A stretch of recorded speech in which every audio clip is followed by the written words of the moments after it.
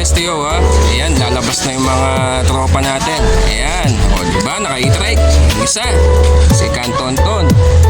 Ito naman isa, paparada. Ready na for delivery. Ayan, papuntang bahay pare yan ha, mga STO. Bahay pare Candaba, Pampanga. Ayan, si paring Jericho, aka Cooper. Ito naman, pang malakasan din yan, pang bahay pare. Ayan. Ayan, si Mark. Ayan o, diba? Ayan, paalis na sila.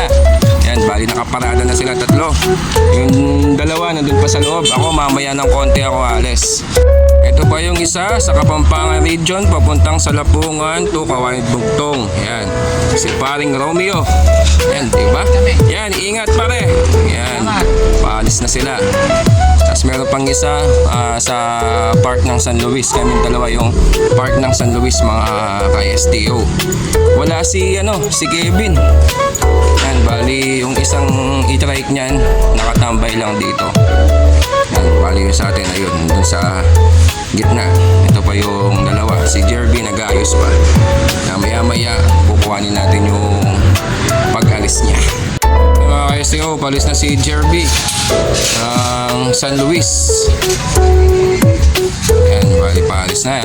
Halos may naka-e-trike po lang tayo dito. Ginagandaan nito, menos ka sa gas. Ayan mga STO ha. Ingat pare ha. Ayan. Umalis na sila. Tayo yung huli. Kaya mayong konti, maaga patatawagan lang natin mga customer natin. Kaya hanggang dito na lang tayo mga ka-STO. Kaya sa mga gustong mag-apply, yan, hiring po yung mga rider po natin dito dahil medyo dumadami ng paunti-unti mga parcel natin.